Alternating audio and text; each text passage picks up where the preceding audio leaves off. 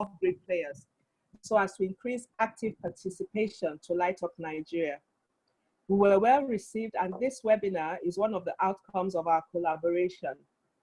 Though it was initially planned as a live event in Lagos for 16th of April, but you all know why it couldn't fly. It gives us great pleasure to have all of you present in this event. There will be 2 presentations from REA, and we shall also be hearing a few words from the MD of REA himself. Hopefully, we may be able to get a word from the World Bank if they can join us at any point during this meeting. Our main contact in REA has been Anita Otubo, who is acting head of PMU NEP. We also have with us other NEP experts in REA. We do hope that we will avail ourselves of this opportunity to join the Light Up Nigeria. So now please welcome to speak to us the MD CEO of the Rural Electrification Agency, who is one of us, an elect engineer, to give us his opening remarks. Over to you, Engineer Ahmed Salihijo.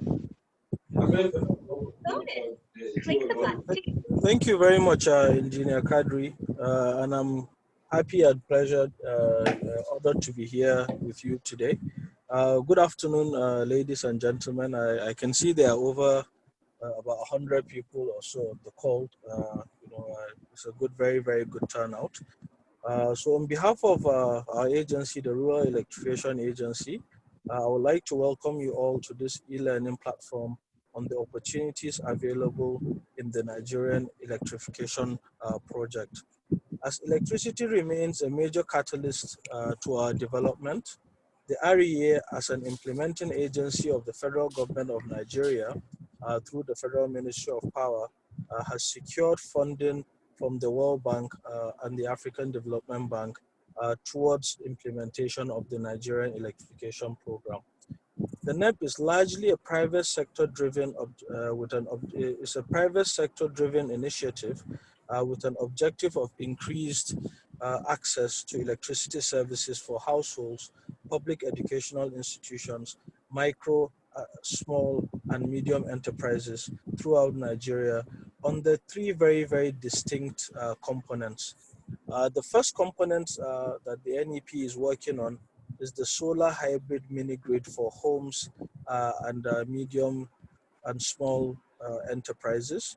Then you have the standalone home systems and the energizing education program, which I'm sure within the context of this meeting, my colleagues Anita, Suleiman and Uche will provide you with more details on those projects.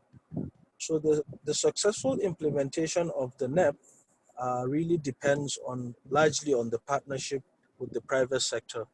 As you'd appreciate, government financing is just never enough to cater for the needs of power within the country. If you're talking about over 80 million Nigerians that have no access to power. So as such, we require more and more companies to actually be aware of the funding windows that we have within the REA and the application processes. These application processes, we've been very, very transparent with them. We've tried to put them online, trying to use technology via Odyssey platform, where you can find most of these applications that will allow you to upload your documents and be able to track your application as time is going on. So it's under that we look to these kind of platforms to share information on what exactly we're doing to encourage private sector firms like yourselves to participate. Because most of the time, some of these government programs that we run, people feel like they don't work, but we want you to have faith and go in there and make those applications. So we're here today to answer all your questions and encourage you even more. So once again, thank you for making time to come in here. As Engineer Kadri mentioned, this was meant to be a live meeting, but given the circumstances of COVID, we just thought to make the best of it and be able to participate remotely so that people can still have that input that they require. So thank you very much for coming. And I'm sure you're going to have very, very fruitful discussions. Thank you.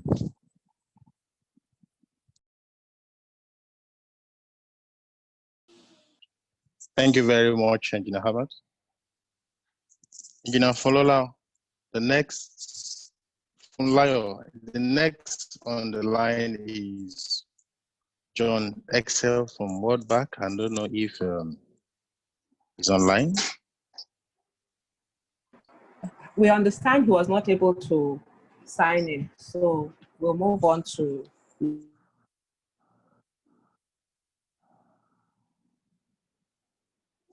Okay. So the next is going to be from the component head mini-grids NEP. That's from Lolade Abiola. Presentation 1. Sorry, I thought okay. Anita Otubu was supposed to give okay. remarks. Anita, can you share your screen?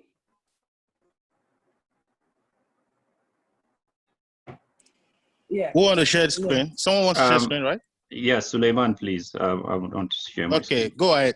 Go ahead, please. Go ahead.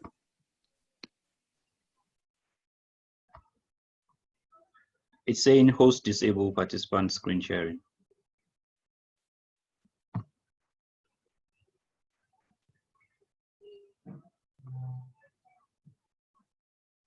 Check again, please. Check again. Yeah, I think it's up now.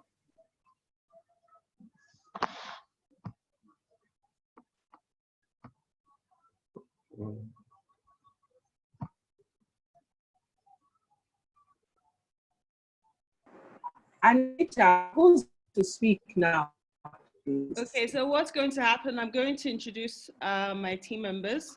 Suleiman and Uche will be speaking one after the other, starting off with solar home systems and then going into mini grids. Yeah? Okay, can I proceed? Okay. Yeah, okay. Go ahead, please. Go ahead, please. Okay, good afternoon, everyone. And once Yes, again, please. Thank you. okay, good afternoon. I hope everyone can hear me. Once again, thank you for taking out the time to be with us to enable us to provide you with a presentation on the Nigerian Electrification Project, which is being implemented by the Rural Electrification Agency. This program, as the MD had mentioned, is funded by the World Bank via a loan facility to the federal government of Nigeria. So Suleiman, if you can go to the next slide.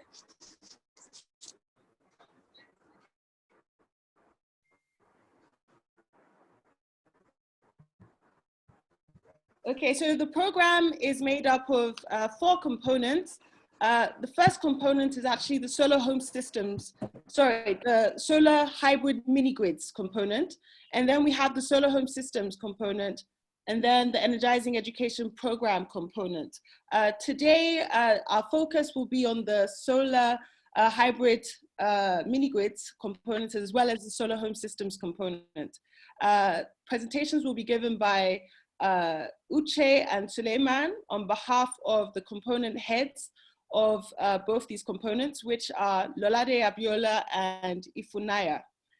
Just to mention that the Energizing Education Program, although we're not going to talk about it too much, is focused on larger power solutions, essentially captive power plants, ranging from between 1 megawatt to 10 megawatts of power supply for 7 federal universities and 2 teaching hospitals. In fact, this program has already supplied 2 universities, Bayero University and Undufu Alika University, with captive power plants under phase 1 of the program.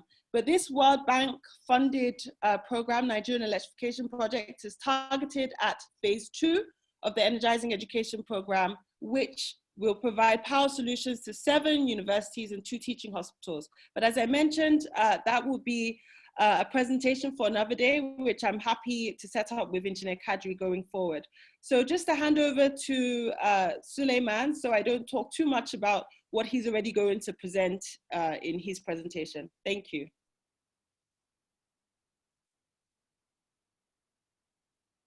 All right, thank you, Anita. Thank you very much for organizing the program, Light of Nigeria. Thank you, Managing Director of REA, for the opening remarks. My name is Suleiman Babamanu. I'm the acting component lead for Solar Home Systems component of the Nigeria Electrification project. Today I'm going to give you a sort of a brief about the SHS component of the Nigeria Electrification project.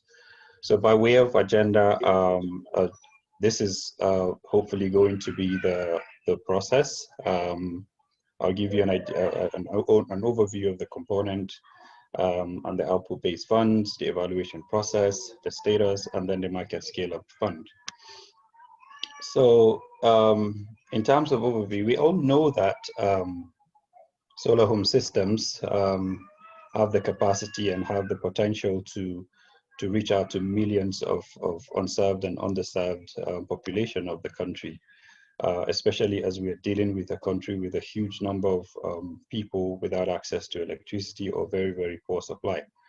And we know that looking at the various forms of electrification, whether it's through grid extension, mini grids, or solar home systems, each have a role to play, especially because you're looking at, sometimes you would have to look at the least cost electrification option. So this component aims to enable millions of Nigerians to, in their households and businesses, to access sustainable, better energy services at a relatively cheaper cost compared to alternatives of like petrol and other unhealthy sort of options like candles and kerosene lamps and so on and so forth. So in terms of targets for the component under the Nigeria Electrification project, we are targeting people and enterprises. This is just to say that we're looking at residences, and we're looking at households and businesses. So the aim is to support deployment of 1 million systems by the end of the project. This is also to have a combined capacity of about 15 megawatts installation of solar PV solar home systems to 300,000 households and about 40,000 small medium scale enterprises. Sorry. So as we know, just like Anita mentioned, this is a program that provides grants to eligible companies under the program. However, we have designed the grant with the help of the World Bank to provide adequate amount of funding, which is flexible, transparent, and to be able to promote market growth, in the sense that the grants available should be enough to be able to encourage participation of capable solar companies to invest, and also to accelerate their expansion, and also and to take the risk of investing in the space. And we have seen how the whole conversation about the off-grid has actually changed from the time this project came to life. It is flexible in a way that companies must be allowed to a maximum flexibility to participate, to have a business model that they are comfortable with, whether it's a pay-go system or retail or energy as a service, as we have seen from some companies. It is also transparent in the process for selecting grantees, and in approving, paying for grants, in also verifying what products have been provided or deployed. It does also avoid the giveaways for subsidized end user prices to encourage market growth. We're not trying to tamper with the prices of solar home systems by this program, because we all know that grant is not going to be available throughout the life of throughout there will come a time when there won't be grant funding available. So we want to develop the market to a level where it is matured enough to run on its own. So the SHS component has two subcomponents, which I'm going to be discussing in a more detail. The output-based fund, which has $60 million, and the market scale-up challenge fund, which has $15 million. Under the OBF, I'll be referring to it as OBF, the output-based fund is providing fixed incentive payment per system installed, while the market scale-up challenge fund is providing lump sum grants to strongest business plans and other investor co-funding. So in terms of the OBF, this is to enable solar companies, capable solar providers, to serve larger number of customers more rapidly. So the idea is to be able to promote, to help, to support companies to reach out as many people as possible within a very short period of time. So therefore, we are providing 15 to 20% grant of system cost reduced over time. And this grant is provided after an installation has been carried out. And hello? Yes. Right? Yeah. You then I remember you said to call you back by 4, yeah? Yes. Yeah. So that's why I hung up. All right. So right. Sorry. This grant is paid after verified installation. The systems that we are admitting into the program it starts from 6 watts peak. In order to access the fund, you must pre-qualify for both company and product. So I will look at I'll take you through how the evaluation process goes for companies as well as for the products that you would be providing to the end users. These claims are usually submitted online, just like the MD has mentioned, on a platform called Odyssey. In terms of the application structure, we're not sort of ranking companies when it is not a competition per se between companies. We have a selection criteria and a minimum average score of 70%. So it's either you pass or you fail. So, but you are always allowed to, reapply because it is open and it's on a rolling basis. As long as the funding is available, companies are allowed to reapply for, depending on what it is in your application that we found, to whether it's your product that has not qualified or you're something with the company. So you're allowed to do that. So in terms of, we look at all of these different elements. Your company, we look at the skills, the experience of the key experts. We want to confirm your regulatory compliance and your financial status. We want to be sure that you have the ability to identify and track customers that you have deployed systems to, because it is very, very important to our program. We provide funding based on verified systems or connections. Customer service is very, very important. Your ability to be able to provide pre and after sales service to customers is very, very crucial, and also the warranty services is very, very key. Also, the operational scale, we want to see evidence that you have the capacity to deploy a minimum of 150 systems per month. This is what we define as what a scale looks like. A large scale starts from. Your products must always be able to meet all the quality verification framework, the Lighting Global Standards, IEC standards. Of course, we know that the environment is also very, very key to the project, and therefore you have to have met all the environmental guidelines and make sure that you have taken into account all the battery disposals and e-waste, as well as all the environmental aspect of the project. So in terms of quality verification framework, like I mentioned earlier on, for systems between 6 to 15 watts peak, plug and play, we have a Lighting Global specification sheet and verification letter that is required. Systems between 15 to 350 watts peak, we also require Lighting Global's specification sheet, verification letter. However, for systems, systems in this capacity range are sold on a component basis. Otherwise, maybe not necessarily plug and play. The quality verification also apply. We have systems that are obviously larger than 350 watts peak, which are not covered under the Lighting Global certification. We have to, base this on a component-based system quality verification framework.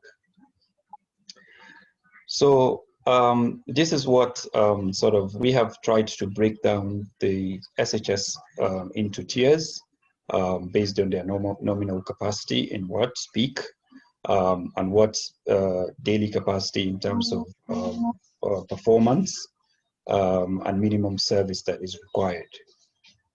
This table is just to show you how these different systems and then how much grants in terms of percentage they would attract. If you look at the table, you would see how the different tiers from 1 to 6 based on their capacities, as well as the nominal price, which we have carried out sort of an assessment of the market to determine how much these systems are and the grant amounts that they would be attracting.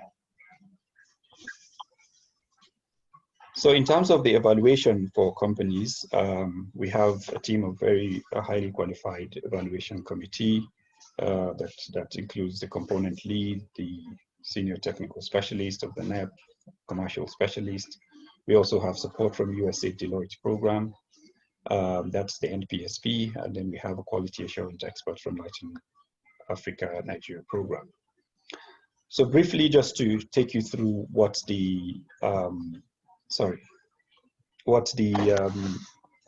of the application process looks like. So companies would submit their applications, like I mentioned, via Odyssey. Once, of course, before you do that, you must have received the login details from Odyssey, and that gives you access to the platform where you can upload your documents.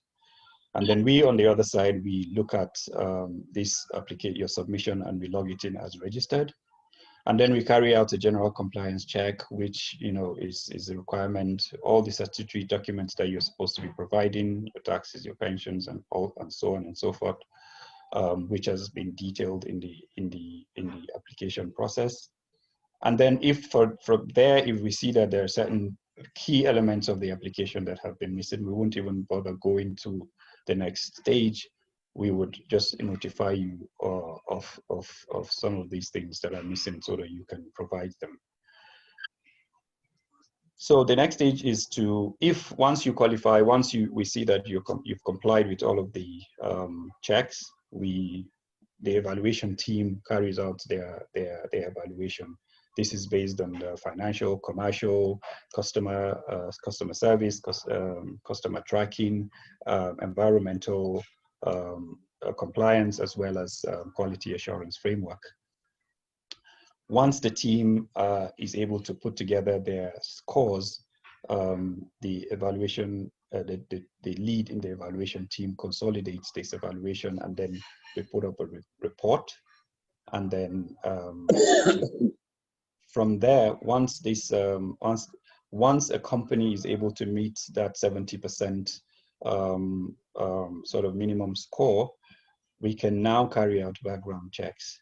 So this is usually carried out by the legal consultant. So these background checks is looking at your company ownership, who are the people behind the companies, making sure that the company is not engaged in any kind of illegal practices or has not been blacklisted by any organization to have carried out any kind of fraud or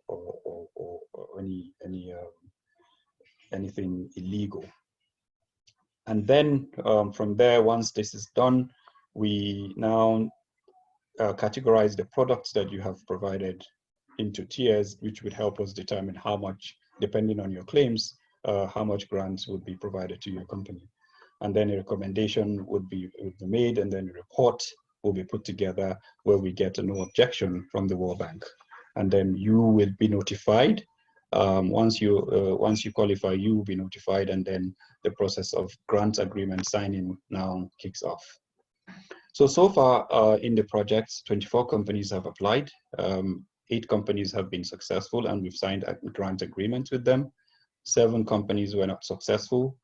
Out of the 8 companies that have signed grant agreement, we have received 6 companies have submitted claims.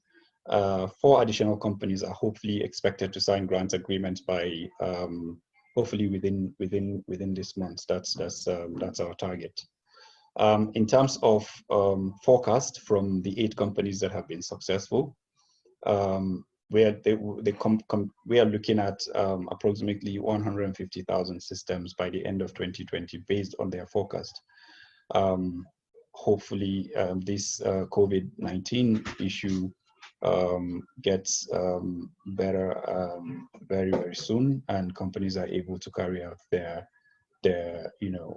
activities. So this in turn would mean that over 750,000 Nigerians would be impacted, would have improved energy services at a lower cost. Now, in terms of claims, currently we are at 31,917 systems based on what we have as at yesterday, as at the last month, because we collect between 1st to 15th of them every month, claims. Based on this, 143,000 Nigerians have been impacted, with a total capacity of 1,140 kilowatts, just above 1 megawatt. So you can see that we've made some progress, but if you extrapolate this over, if we are continuing at this pace over the lifetime of this project, then we may not be able to meet our targets until we are able to pull as much participation from the private sector, which most of you on this call are, to encourage you to participate in these programs. So the Market Scale Up Challenge Fund has not been launched yet. So the objective is to, like I mentioned earlier on, it has $15 million. The objective is to reduce the risk to investors and provide additional direct working capital to enable faster investment and expansion. So this subcomponent is providing lump sum grant and in quarterly tranches. But however, this is provided to companies with the strongest and ambitious business plans capable of delivering at scale. And that's why to be able to qualify for the Market Scale Up Challenge, you must have qualified for the APWEN-based fund, and you must have performed very, very well.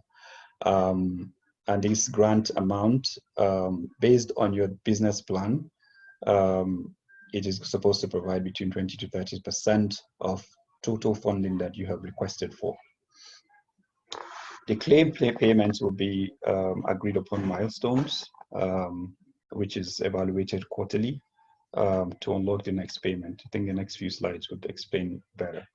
So in terms of the application structure, we want companies to submit business plans, very, very competitive business plans that would show how they're able to scale up the SHS market with business models that allows for rapid deployment of systems. This business plan, their implementation plans must be concise, detailed, measurable, action plan to implement strategy. So in terms of output targets, it has to be very ambitious but realistic. We don't want you to put a target that you're not able to meet. And then a 4 years financial plan for the business is as proposed. In terms of funding plan, so this is a complementary capital mobilized or realistic prospects for mobilizing the capital needed. So it means what we're saying is we are providing you with this grant, but of course you would also need funding from additional sources.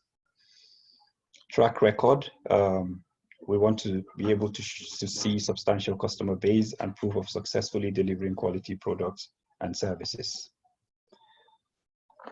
So we also have to verify and monitor your performance under this subcomponent.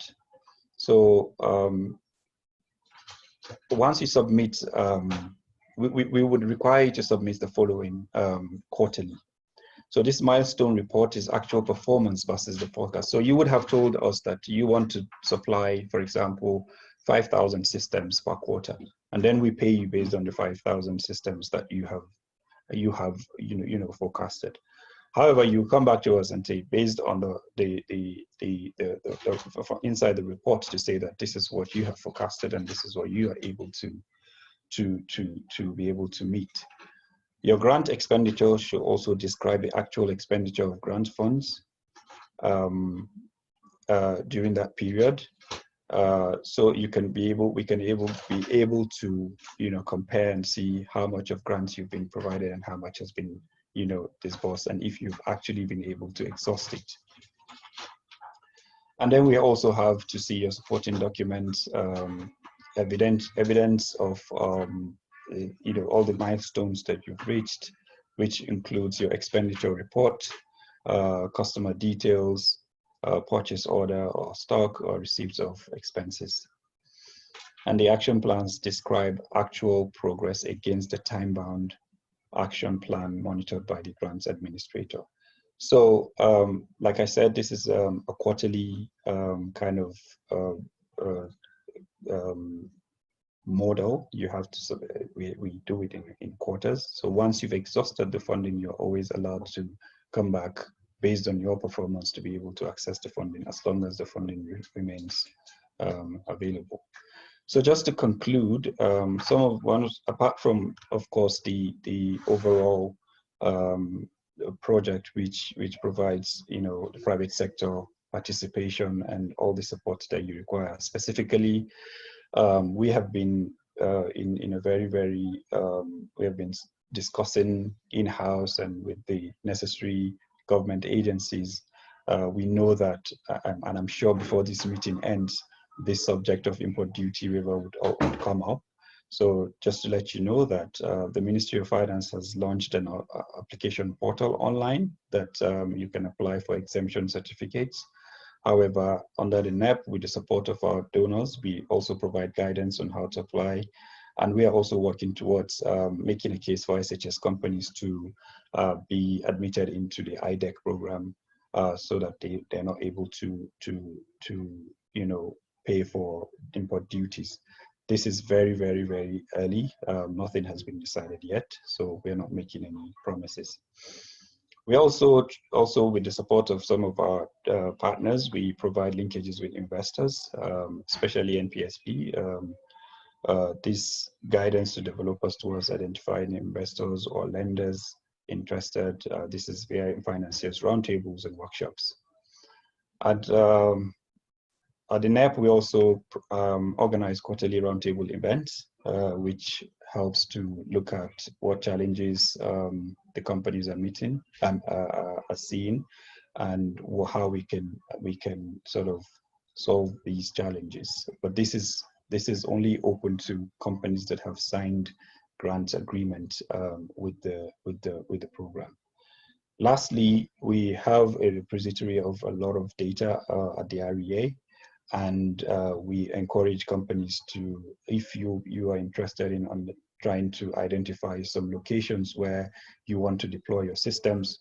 I know not every SHS company wants to be, most companies want to just go ahead and identify their locations. But if for any reason you want to get any guidance, we have data, because we've carried out a least cost electrification model that looks at the entire country and what would be fit for a particular community or a particular location.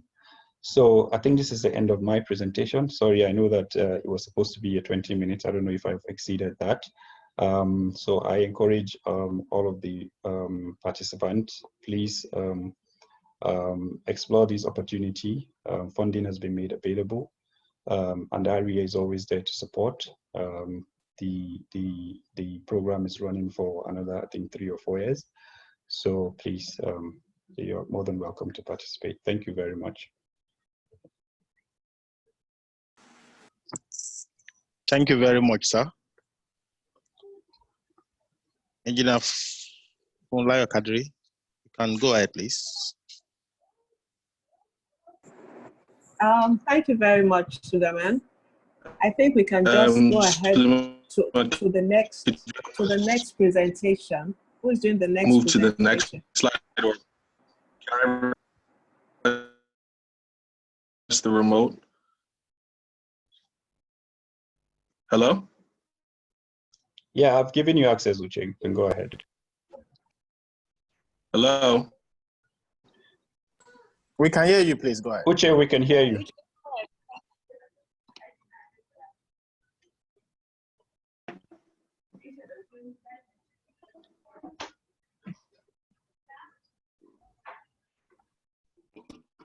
Hello? Uche, we can hear you. Do you want me to help you control the screen? I can do that. No, I think it's back. My connection. Sorry, everyone. Please bear with me. My connection has been really poor today. But you can maximize the screen again, and let me get started while the connection is working with us. Go ahead and expand the screen. Do I have control? Yes, I think, right? Okay, good afternoon, everyone. My name is Uche Hona. I'm the Senior Technical Design Expert under the Nigerian Electrification Project.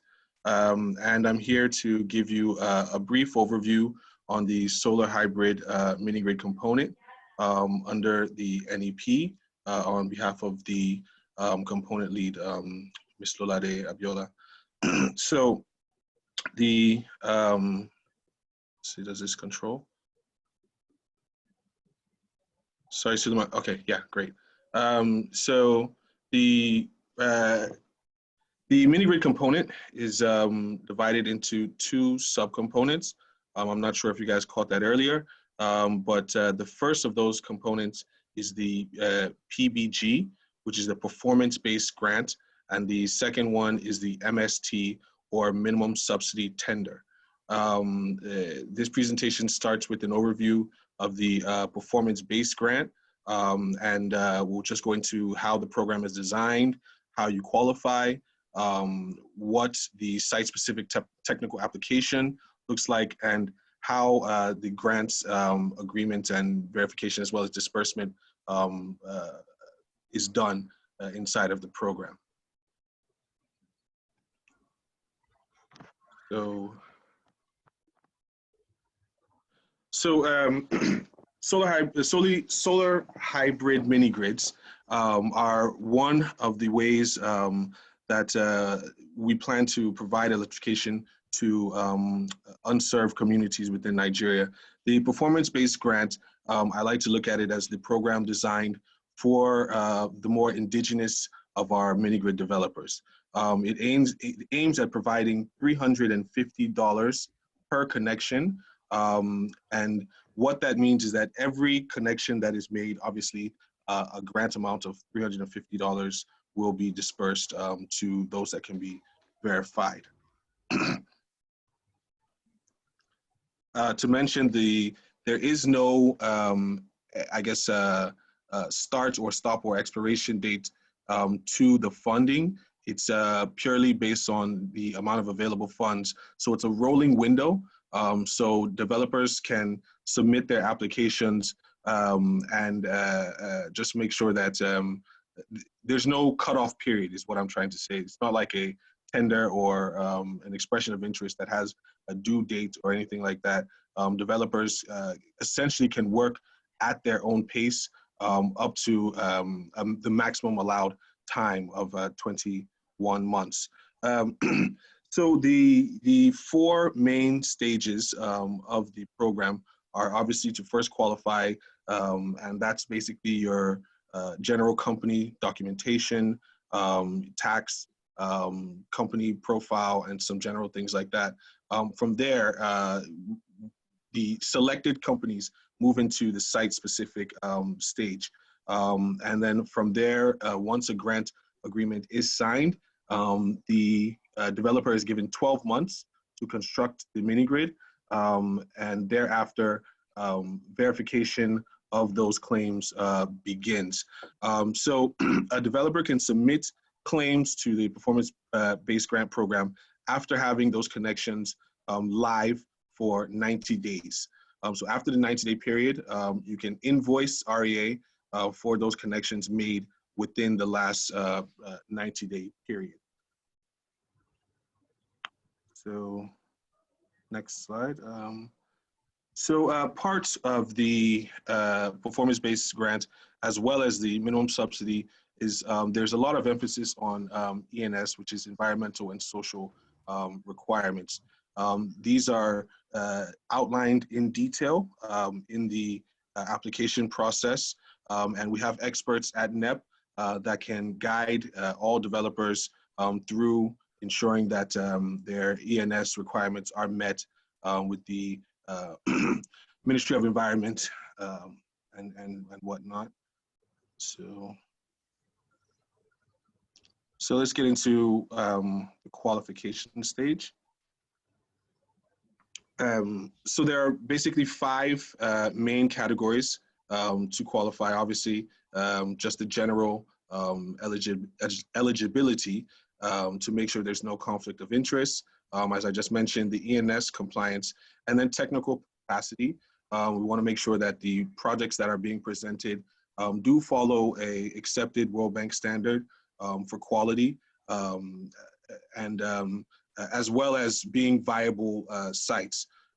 We also want to make sure that the applicants are financially capable and are not, in debt or in any poor financial standings. And then finally, we want to make sure that you can provide a strong business plan and show that you've thought through the process of providing power to these communities and how you obviously plan to get a return on your investment. So, next slide.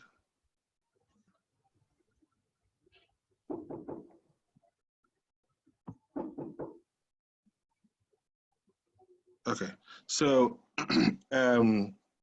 for the qualification, for the qualification process, oh wow, sorry.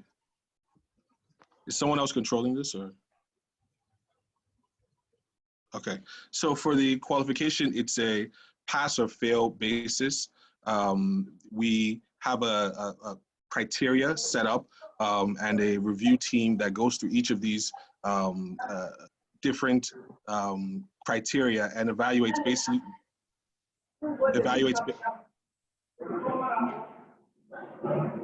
sorry, can someone push mute? Is someone some background noise?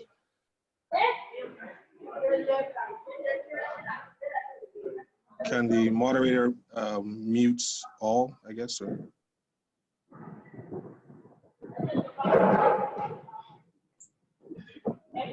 Hello?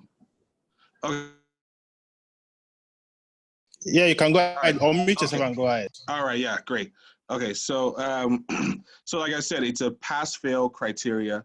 And what generally happens is that if the developer is unsuccessful on their initial try, the evaluation committee sends them back a evaluation report.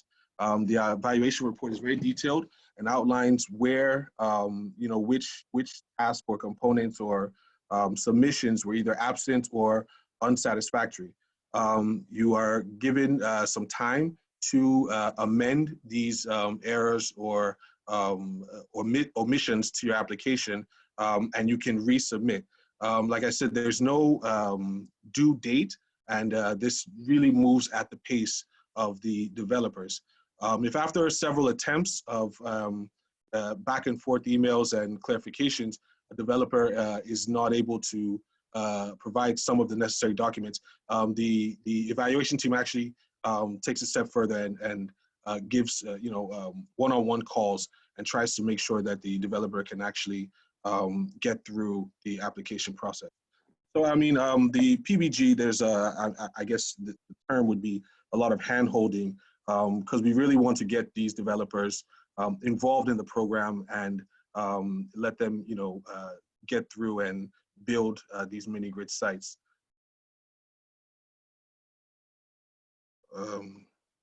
Sorry, what? Suleiman, can you maybe help me get back to where? Okay, I can control it. Sorry, I don't know what happened to the slides. Just a second.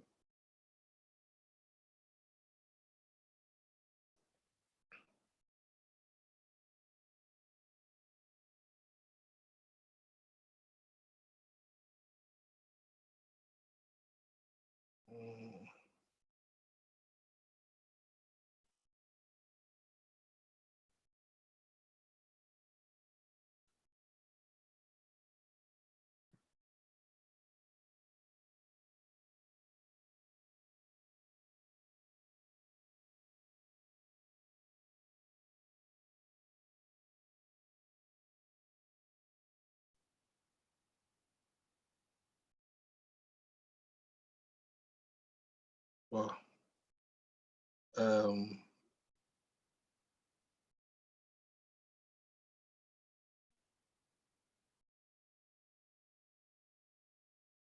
Uche, should I help you do that? yeah, if you can help me get to where I'm having a hard time moving the. Okay, just stop moving your Yeah, mouse. go ahead.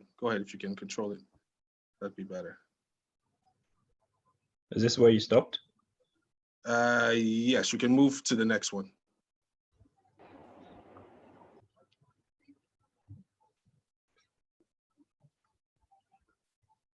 Can you see that? Yeah, great. Okay. Yes. So as we were saying, this is an image or a screen capture from the Odyssey platform. The PBG, the application is purely online through Odyssey. The applicants are initially encouraged to go to the REA website and register for the program. Once that's done, an email will be sent out to them with instructions on how to gain access to the Odyssey platform and begin the application process. The process involves uploading of several documents, as well as filling out of specific forms, online forms, as you can see here. So next slide. Sorry, I don't know, anytime I click next, it just takes me back here. Maybe Suleiman, can you control the slides? I don't wanna, because yeah, can you, next slide, yeah.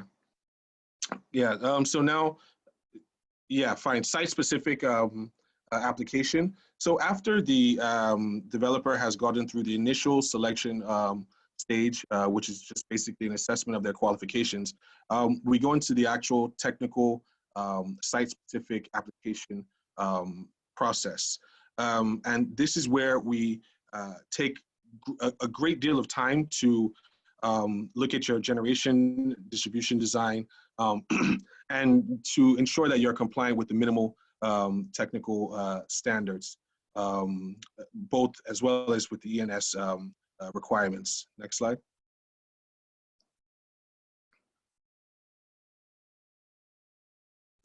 So this is an image of the Odyssey platform and the kind of introductory page to the site-specific application. You go in there and fill out some general information about location of your site, provide the GPS coordinates, name, local government, state, and some of this general high-level information about your specific project site. Next slide.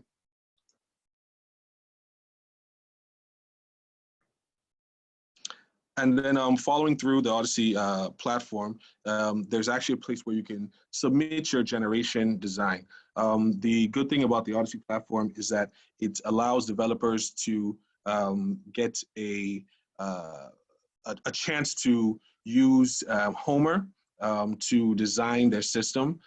So Odyssey works in conjunction with Homer and has somewhat of a simplified Homer application running inside of the platform. So what developers can actually do here is come in with their designs that they might have on paper and kind of start inputting these parameters into the Homer within Odyssey. They can input the PV size, generator size, amount of cabling, size of inverters, and storage, and Homer will optimize these systems and give them back an optimized, more efficient system to prepare for their deployment. Next slide.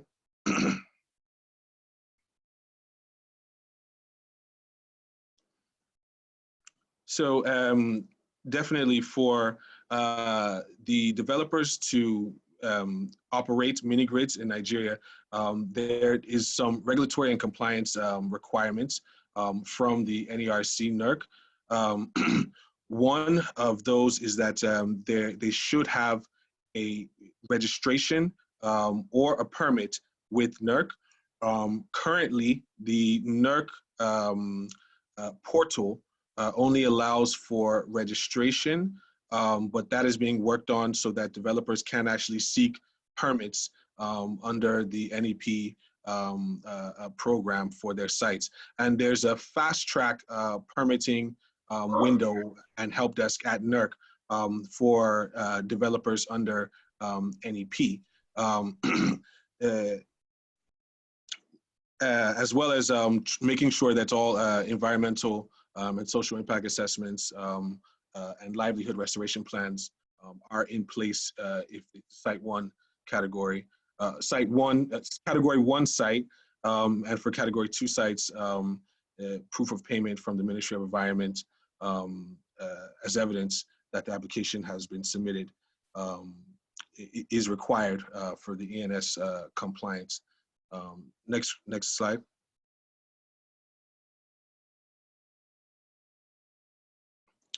So there are basic service standards required by all developers under the PBG, and they're outlined in the instructions to the developers.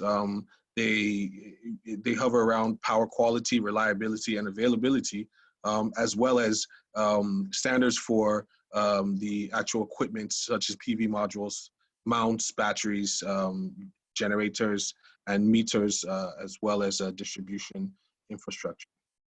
Next slide.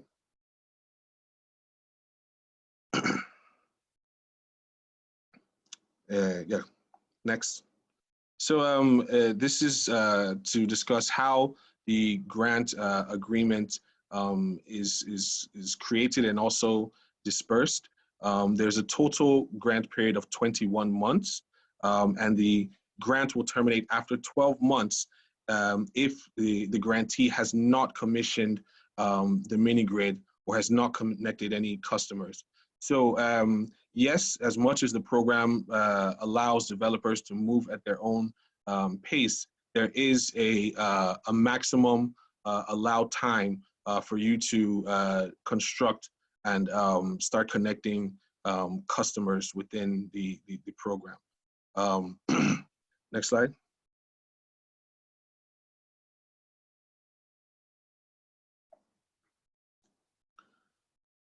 Okay, so enforcement of program requirements. So at the point of commissioning, REA will conduct a commissioning test. NEMSA will also be invited to verify the site and make sure it meets up to their own standards. And developers should be aware that there could be and will be in most cases ENS spot checks by REA. And any issues with grievance redress mechanisms should have a proper documentation of how they're addressed. So next slide.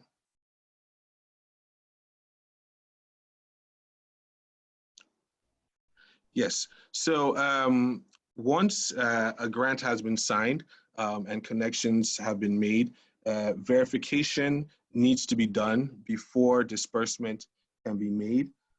There have been, initially, what happens is that the 90-day period must have elapsed before a developer can lay or present claims, and then verification will be conducted.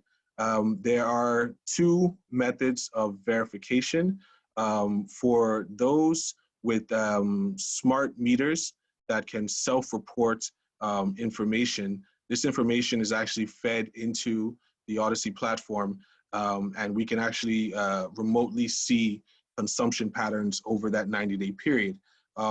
Those sites, yes, all sites will be verified, but there's more, I guess, stringent verification for sites that are offline or without ways of digitally verifying connections.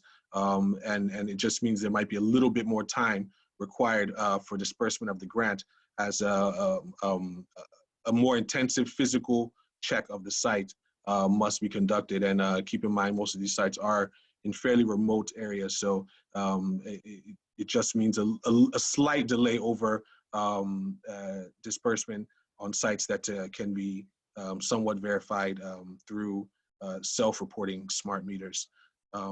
Next slide.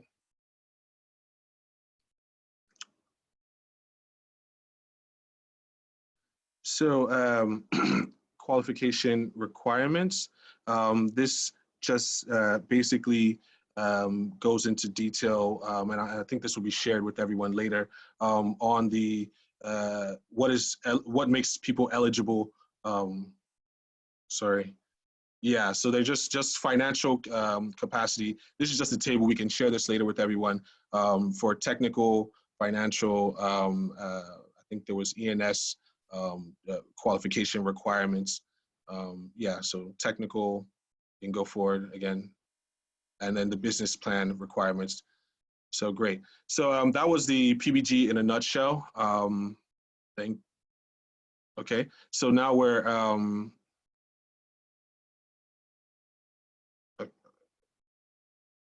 okay, now we've gotten into the performance, the minimum subsidy tender. And the name kind of signifies or kind of alludes to what the program is. It is a tender program, and the successful or the winner of the tender will be the person that provides or requests for the minimum amount of subsidy.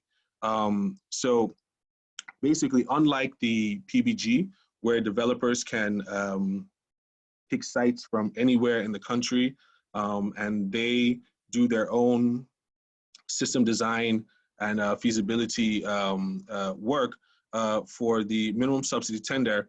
This is done by the PMU and the World Bank team. They gather lots, they gather sites into various lots for a total of 250 sites to be tendered off inside of the minimum subsidy tender. Currently, the tender covers 9 states. Initially it was 4, as you can see here: Sokoto, Ogun, Niger, and Cross River. But 5 additional states have been added to this, and that being Ondo State, Bauchi, Kano, Abia, and Anambra have also been added to this tender. The tender will be broken up into 4 lots, combining the 9 states in different groups into 4 separate lots. There are a total of between 100 and 130 sites. So this information here, 57, is a bit outdated. Currently, we've actually increased the lot size for this tender to between 100 and 130, and the final figure should be coming out very soon. The first phase, the tender has actually been broken up into 2 phases. The first phase, the expression of interest has been issued, and developers have submitted their expressions, and the request for proposal should be out to the developers that qualified for that. So if anyone is interested in this, be on the lookout for the phase 2, which should be another 100 to 150 sites up for tender from the NET program. Next slide.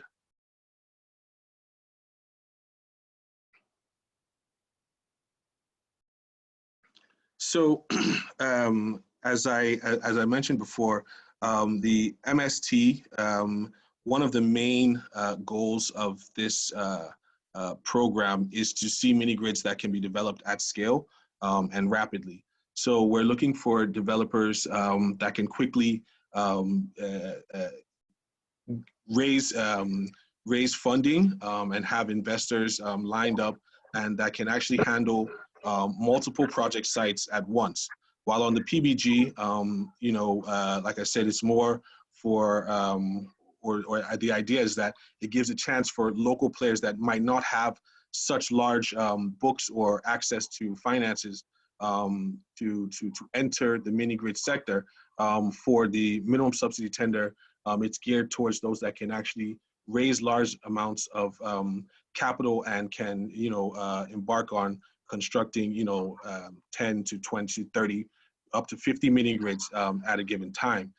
So this just kind of gives out the structure of the MST tender, where you can see investors at the top, lenders, REA as the grant administrator, the customers, and then NERC making sure that everything is in line as far as tariffs and service level agreements go. Next slide.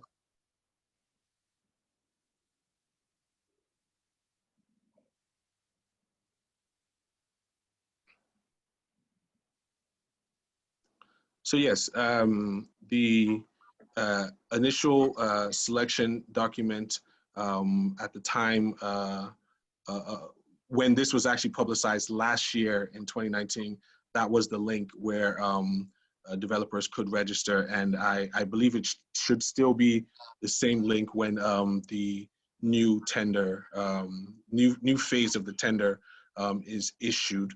You can go to the next slide.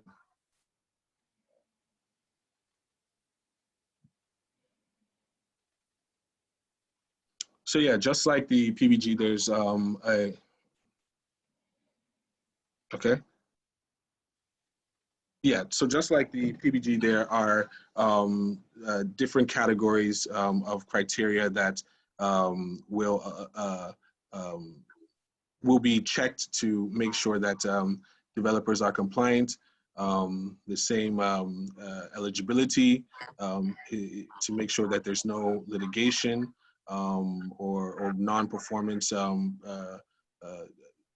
no history of non-performance, as well as being compliant with ENS standards. Technical and financial capacity also need to be in place. Next slide.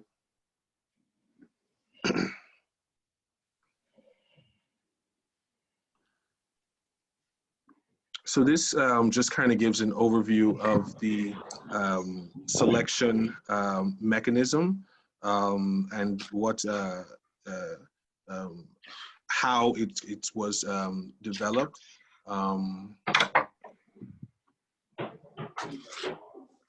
So just talks about assets, making sure that you have enough assets to be qualified for the program. ENS requirements.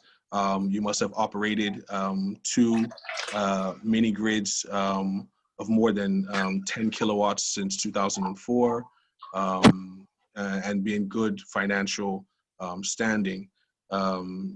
So next slide.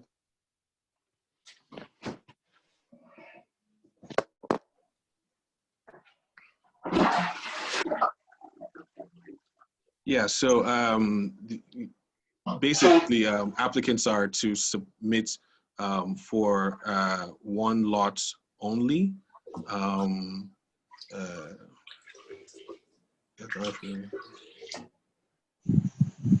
So if at the RFP stage you can prove that you can actually you have financial standings, capabilities to submit for more lots, I think that will be taken into consideration. Next slide.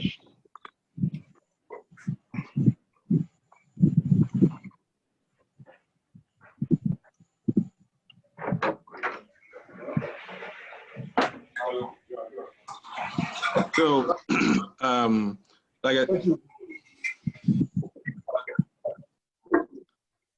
okay, so I think I kind of spoke to this slide before, but the basic idea of the tender is that developer that submits the minimum subsidy requirement to build and operate the mini grid, and is both has a quality technical proposal, will be selected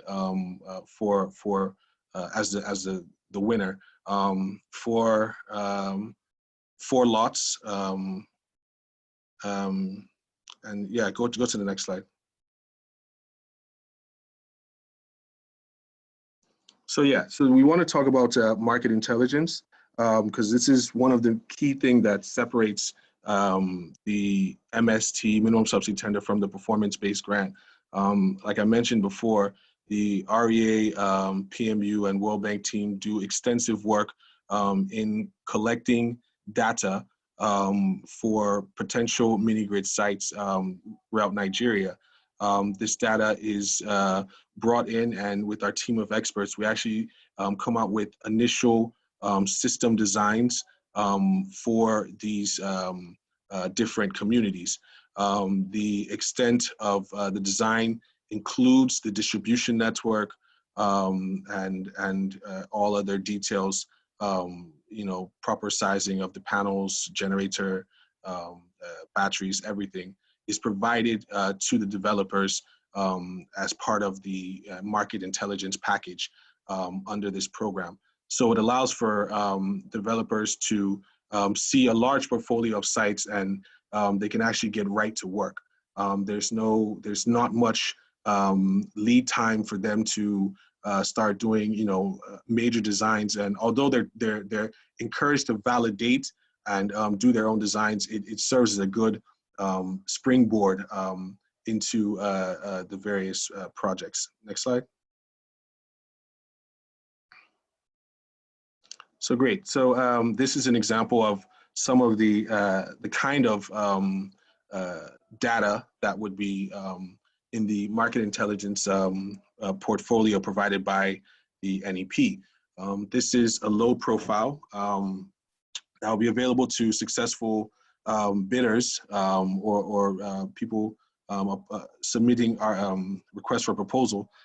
They would be able to see, sorry, not request for proposal, but you'd be able to see the actual load profile of the individual communities and understand how many customers, the type of customers, and the load profiles of each individual customer and community. Next slide. And just like in the PBG, where the developer designs a system using the Homer integrated into the Odyssey platform, developers under the MST will find similar generation designs already calculated and generated within the Odyssey platform as part of the market intelligence package. Next slide.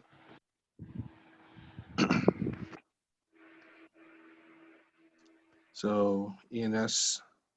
So yes, this just gives a table of ENS requirements. Eligibility requirements, and we can, I think, share this later with everyone to study. Next slide. Same thing, and then financial capability requirements, technical capacity requirements.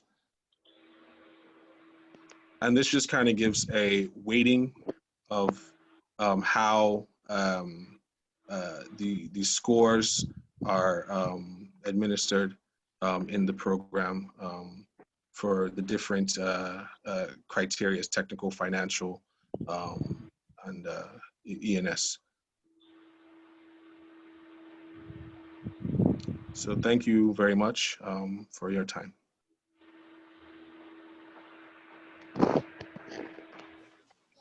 Thank you very much, sir. We appreciate the session. Engineer Fulayo. I think at this point, would Engineer Remy be ready to give us some kind of report on what we've heard so far? Engineer Remy? Yes, hello. Good afternoon, everyone.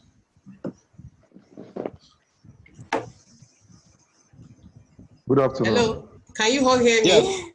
Good Okay. afternoon. We can hear you. You can go ahead, please. Okay, all right. So I'm going to give a brief recap of Mr. Uche Ona's presentation on solar hybrid mini grid projects. So it told us about the mini grid components. They are divided into two. We have the PBG and the MSTF, which are the performance. The PBG Please, is just a minute. Please, can you turn off your microphones and leave only the speaker, only Remy to speak? Thank you.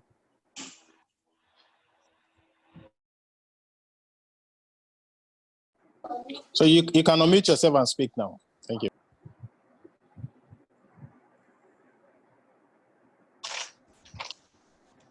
So it told us the PBG is a performance-based grant, which is set at $350 per connection, and eligible projects are solar hybrid mini grid solutions. It said there is no cutoff period for developers. They can work at their pace up to 21 months, but they must commence installation before the first 12 months. Developers, after 90 days, he said after 90 days period, after the 90 days initial period, after installation, developers can send their invoice to Harry for payment. It talked about 5 main categories to qualify for this PBG, which are eligibility, E&S compliance. E&S means environmental and social requirements, technical capacity, financial capacity, and business plan. It told us that the PBG is purely online, so developers should visit REA website and they'll get access to the Odyssey platform where they can apply for the grants. Then it took us through the information that will be required from developers, which are site-specific technical requirements. One of them is that a developer must have operated at least one mini grid system since 2014. And it says grants terminates after 12 months if a developer has not started work. It took us through the enforcement of the program requirements, and that REA would conduct commissioning tests, and NEMSA also will do verification after you have installed and you come to make claim. Then it told us the technical capacity requirements, qualification requirements, and business plan requirements will be shared with us. Then we'll go to the next component, which is the minimum subsidy tender, which he explains to us is done by PMU and World Bank team. He told us the tender covers 9 states. It presently covers 9 states, but 5 additional states have been recently added, and he mentioned the states. There are 2 phases, the phase 1 and the phase 2. The phase 1 is already ongoing. So, and he said developers have already submitted, and they're providing power to about 20,000 households. The phase 2, he encouraged participants right now, if they're interested, to submit, to apply for the phase 2 of the project, which is going to cover 100 to about 150 sites. We showed us the mini grid business structure, and he also told us about initial selection process. Yes, he said for the initial selection process, we should go to the REA website for full list of how to go about it. And it went through the initial selection criteria categories with us like it did for the SHS, and which include eligibility, historical contracts and litigation, technical capacity, financial capacity, and also business plan. It showed us the selection mechanism, you know, and okay, so, and they said we should have enough assets, as in a company that will be selected for the MST, it must have enough assets to qualify, and must have operated at least 2 mini-grid sites since 2014. We went through the RFP requirements, and we also, it showed us the proposal, okay, so it took us through the market intelligence packages on Odyssey, where you can see the load data. I mean, the market intelligence package can give you information on load data of the site, etc. So that's a brief of what the presenter spoke about, Mr. Uchehola. Thank you. Thank you very much, Engineer Remy.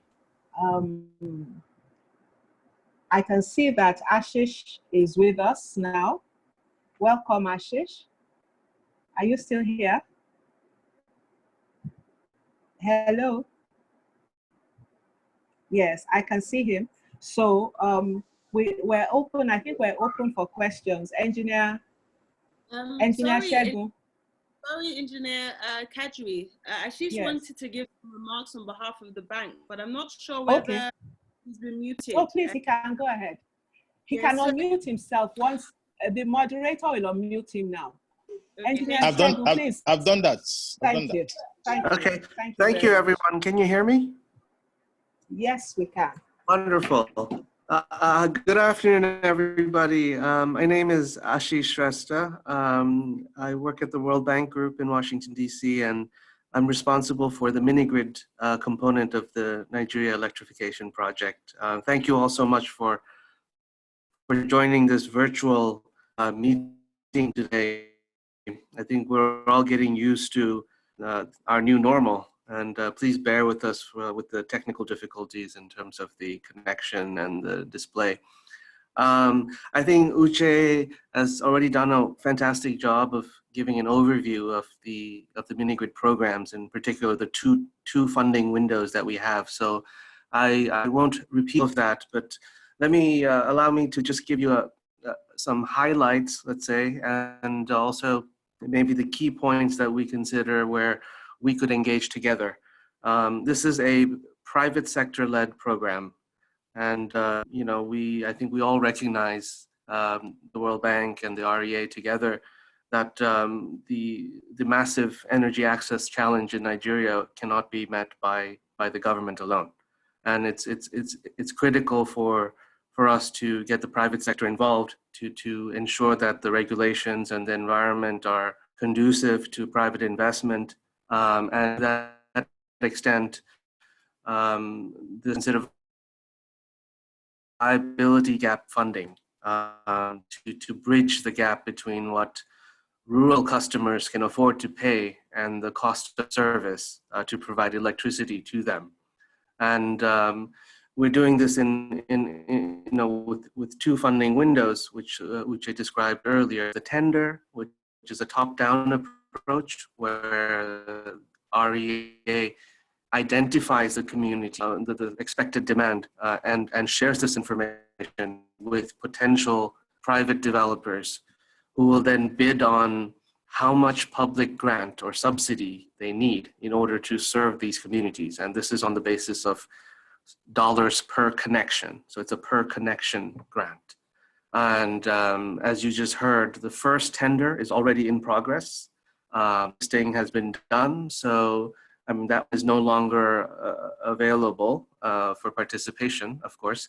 but there will be a second and potentially further tenders down the line. And of course, we welcome your participation in those. Do keep your eyes open for notices about those tenders. There will be initial selection announcements to start off with in due time later this year, we expect. The second part of the program, however, is currently open and it's on a rolling basis. So anyone is really welcome to apply as soon as possible. And that part of the program is called the performance-based grant program. It's a results-based financing approach, where private companies do their own due diligence. They find the communities they think they can serve that are viable for business.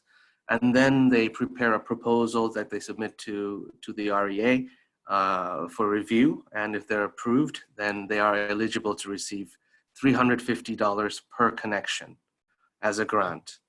But do keep in mind that these payments only come after completion of the project and after verification that the connections have been made. So given the design of this program, it's really essential that we engage with private sector developers as early as possible. And so I thank you again for participating in today's program, and I'm sure REA will be sharing some of the documentation where you can follow up if you have some questions. But also we're happy to address any concerns or questions you may have today. Thank you, and back to you. Thank you very much, Ashish. Engineer Flyo, I don't know, can we proceed with question and answer? I believe so. Yes, please let's go ahead with questions and answers. Okay. Can Anita handle this for us, since she knows? Okay. So, Anita. Hello. Anita. Yes. Can you handle this part for us, please? Yeah. Sure, no problem. So if anybody has questions, I think the best way to go about it is to raise your hands, and then I'll call your name, and then you'll ask the questions through that process. Is that okay with everyone? Yes, it is. Okay, great. Yep. So I can see a hand raised by Namdi Mora. Namdi, do you have a question for us? Yes, I do. Thank you, the moderators. Thank you, all the participants for today. It has actually been a brilliant discussion, and I must commend the efforts of everybody involved. However, I want to ask one question, because looking at the presentations and the stakeholders involved, I've noticed that the Licensed Electrical Contractors Association of Nigeria is not part of the stakeholders, which in my very own sense, I think should be to qualify as a part of the project board in this wonderful initiative. So my question will be, I am the chairman of LECAN UK chapter, and going by the objectives of the association, which also includes the relevant stakeholders and standard setting organization, primarily with a focus on improving professionalism and creating commercial opportunities for members, and successfully representing the vast area of contractors in this critical field of expertise. I am of the opinion that maybe at this point in time, we can be able to include LECAN in the further process of this beautiful innovation. That is my contribution. Thank you so much. Thank you so much, sir, for your comments and your suggestions. I'm going to ask Lolade. She's actually the component head for mini grids on REA's end. Lolade, are you there to take this question or this suggestion? Hello, hi, Anita, and good afternoon, everyone. Yes, so thank you very much for your question and your suggestion. I think it's very important to note that this program is open to anyone that can meet the requirements. So it's not necessarily tailored to any set of groups or organizations. I know we did a lot of publicity when we launched this program a couple of years back. We had a very, very large program launch in Abuja. We had, even before that, we had a mini grid launch event where we had over 600 participants from all over Nigeria and also across the world that attended. So, as long as your companies or your members can meet the requirements and are interested in participating, they're more than free to go on the internet and go on our website and get the information required to be able to commence, especially with the performance-based grants, which we're having a lot of very positive traction on. So we'll be more than happy for your members to participate in that subcomponent. Okay, thank you so much. Okay, thank you. So we have a hand raised by NVB Emmanuel. Okay, thank you. Hello, can you hear me? Yes, we can. Please go ahead. Okay, my name is Emmanuel from Nova Bridge. I wanted to find out if one can do both the OBF and the MSCMF. Sorry, let me just check. That's the $15 million and the $60 million own, or you have to pick one. That's either the OBF, the 60, or the MSCF. Okay. I think that should be for Uche, right? I think he mentioned that during his. Yes. Uche, can you please respond, please? Thank you for your question, sir. Yeah, thank you. Uche, are you there? Anita, this is Ashish. I mean, I'd be happy to answer as well. I mean, it's, the programs are not mutually exclusive. So, developers are invited to participate in any one or all of them if they wish, but each of them have their own qualification processes. So if you wish to participate in multiple programs, you will have to go through the qualification process for each one. Okay, thank you. Hello, okay. But if I heard him correctly, he was talking about OBF, which is SHS and market scale up fund. Can you confirm if this is what you were asking about? Yes, I wanted to know if I saw there's OBF. Hello? We can hear you. Go ahead. Okay, there's OBF, which is the $60 million and the MSCF 15. So I wanted to know, I think Ashish seemed to have answered that question. That's you can do both, right? So long as you meet the qualification. The qualification. Yes. Okay, let this take me to my next question. The performance, the grants and the tender, the PBG and the MTI. I wanted to know if the PBG, though I will still check your website to look at this properly. Already I know what requires for Nigeria tender, PENCOM, and all those plenty things that we seldom use for anything other than tender. The other one, the PBG, I wanted to ask if maybe something like just tax clearance should be enough rather than all those PENCOM, NSITF, ITF, all those things that we gather for normal Nigeria this thing. Is it off it for requirements so that somebody who knows how to do these things, for example, if you're working with MTN, Globalcom, and all of these people, you know how to do this job. You have experience, you have your staff. You don't need to start doing PENCOM, ITF, NSITF. The basic could just be maybe tax clearance that, yes, you are giving government what they require. So I know for the tender, definitely because it would require the tender boards and all of those people that will come in during the tender. But for the PBG, if you can put up a nice business plan and all of those things, does it require the same long NSITF, ITF, and all those things? You know what I'm talking about. Hello, that's my question. Hello? Hello? Uh-oh, have I been? Yeah, we can hear you. We can hear you. No, we okay, okay, I'm done. Thank you. Okay, thank you for that. Let me just ask Suleiman to give some more clarity. Actually, he just sent me a message with regards to the first question you asked. If you could just bear with us, Suleiman. Yeah, thank you, Anita. That was why I was asking for clarification from Emmanuel, because you mentioned OBF and MSCF, which are subcomponents under SHS.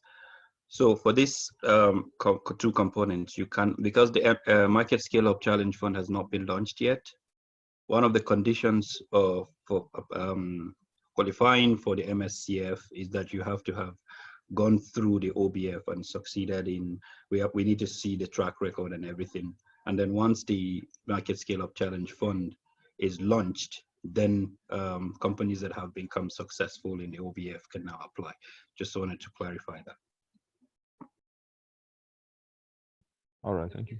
Thank you. I don't know, Lolade, would you like to take the second part of the question, or Ashish? Uche, Suleiman?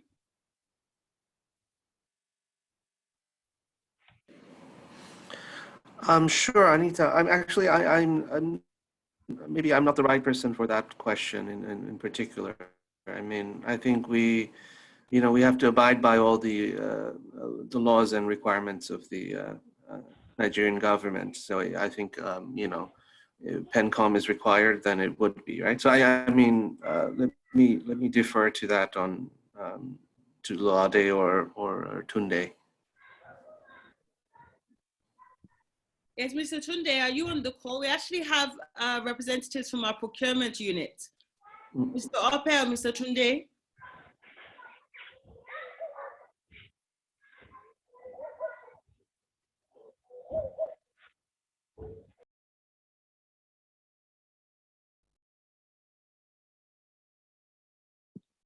Mr. Ope? I think Mr. Tunde was here a while ago. Yes, Ope is actually still, Mr. Ope is still on the line. I'm not sure if he's been muted and he can't unmute himself.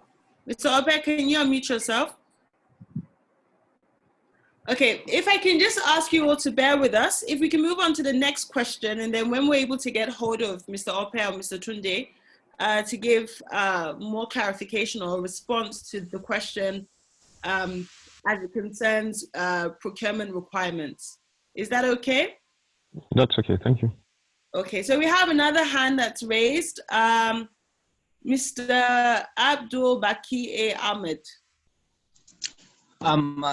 Good afternoon, good evening, ma'am. I am Abdul Baki A. Ahmed. Maybe in contrast to all those who are here, I am an undergraduate of electrical engineering at Kano University of Science and Technology, Udo. So maybe I'd like to direct my question to the members of REA, I mean like Rural Electrification Agency. Going through the site of the REA, I saw like you're having 4 components of this Nigeria electrification project. Like you have the solar hybrid mini grid on the minimum subsidy tender, you have energy efficient appliances, energizing education program, and capacity building. So my question is like, what is REA doing to just maybe bring in, the young engineers of the country and maybe like kind of catch them as they are young in order to build, their capacity? Because I know many of our young engineers who are willing to participate in all this kind of mini-grid and off-grid energy stocks. But as we don't have any kind of a way, of reaching out to REA, I don't know, like we are just stuck. So I don't know, maybe I'm out of context, but that's my question. Okay, thank you for your question. I think it's a very good one. At the moment, under our component 3, that's the energizing education program, we do have a provision for an internship program, but it's limited to females. I'm sorry to say that to you. It's actually limited to females within those universities where they get hands-on practical experience as it concerns the design and installation of the solar hybrid power plants that are being built in their universities. However, with respect to, okay, and under the same program where we're building power plants for these universities, we're also building training centers where students of those universities will get access to, sorry, can we put our phones on mute? Sorry, Lola, can you put your mic on mute? Okay, thank you. So under the same program I mentioned, we're building training centers. So students, including both female and male, will have access to training from leading EPC contractors who are going to be building those power plants so that you can get that real hands-on experience. However, as it concerns the mini grids and the solar home system components of the program, at the moment, we don't have a subcomponent for bringing in young engineers for training. However, I must say to you that the team, the program management unit that is in place to implement the Nigerian electrification project mainly consists of young, both engineers and non-engineers under the age of 40. So we're also open open to those who would like to perhaps do an internship, unpaid internship, or gain some work experience with us. I hope that may I put in a word here? Yes, please. Yes, we also have the Oviget Foundation, which is training youth coppers. So for you, Ahmed, when you get to be a youth copper, or maybe they can even make allowances for you, they can train you in solar home systems. But because of this COVID, they're not training right now. They're training youth coppers. They used to train some thousands of youth coppers to go into the solar home system so that we can light up Nigeria. So if you leave your email address and your phone number, someone will contact you. Okay? Okay, thank you, ma'am. Okay. Okay, great. Thank you. On to the next question. We have a hand raised by Abubakar Sadiq. Okay. Good afternoon, everyone. Good afternoon. My question is on the solar hybrid system. I know that the solar hybrid system has some series of product varieties. So the question is, do we have any restriction on the product specification or product type? For instance, I'm talking about where I intend to supply or implement solar heating, rooftop solar heating systems, not necessarily supplying electricity also. Thank you. Thank you. Great question. Ashish, Lolade, or Uche, would you like to take this question?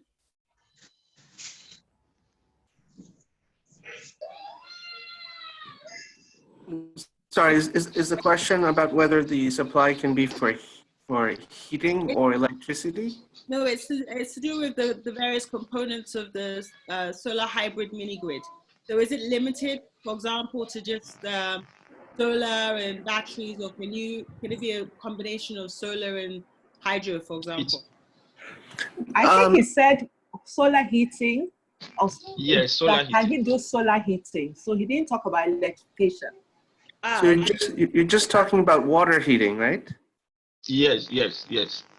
Yeah, so that is unfortunately outside the scope of this program. I mean, it's an electrification program. So I mean, of course, you could use electricity to heat water, but as you all know, I mean, that's probably not what you're referring to.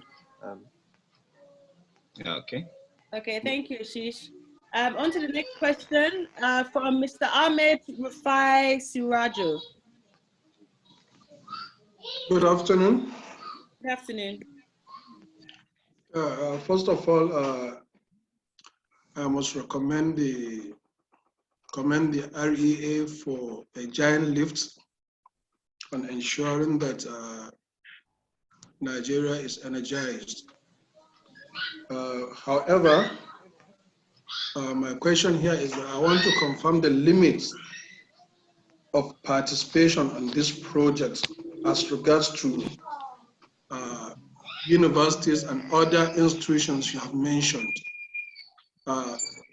Is this only limited to these institutions you have mentioned, or we can bring up proposals for institutions from institutions around our backyard so that we can key into this program?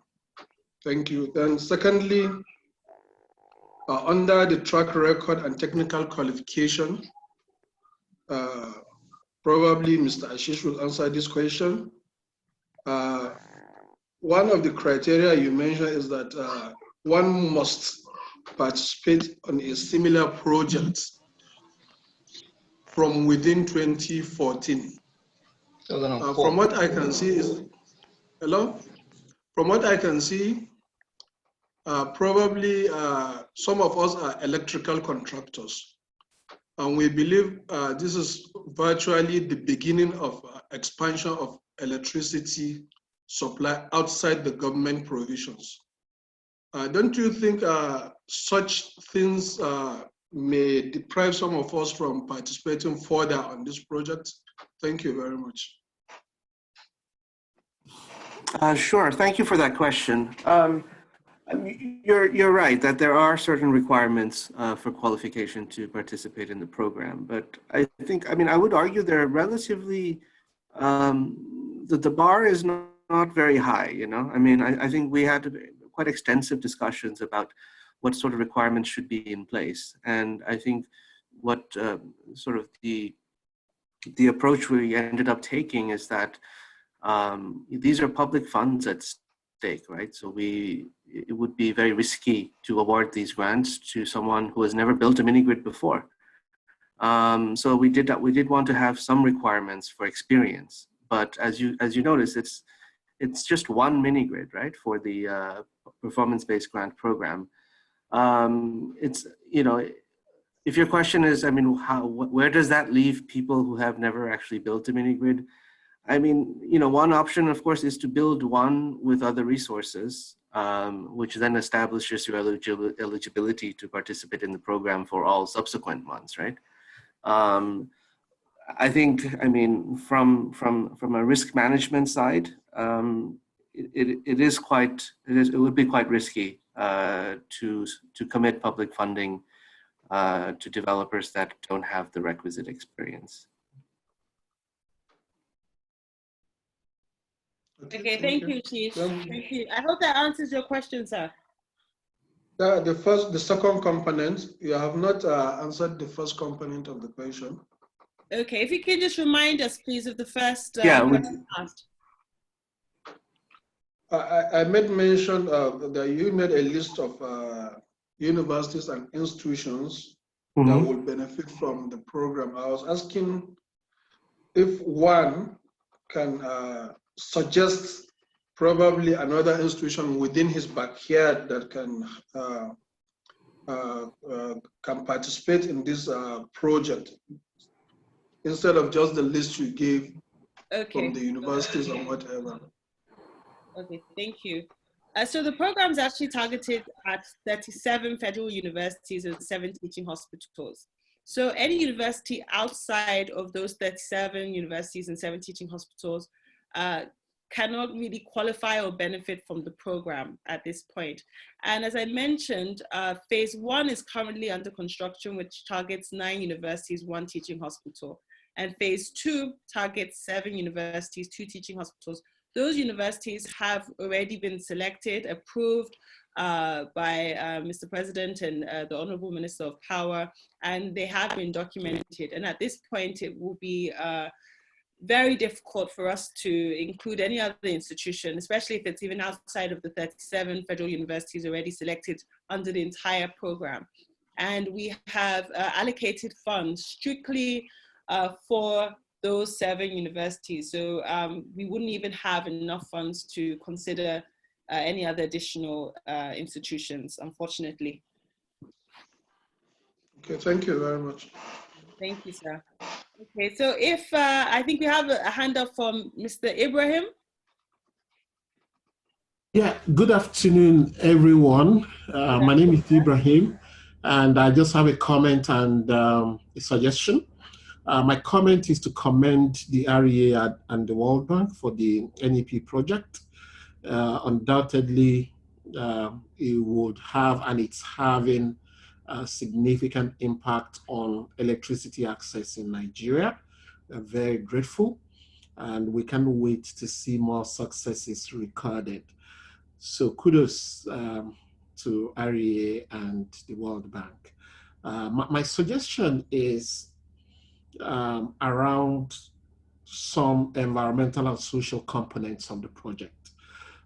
Yes, I do agree that there is a very good safeguard framework in place in line with World Bank requirements. But I want to suggest that we take a step further and look at the cumulative and strategic dimension as well.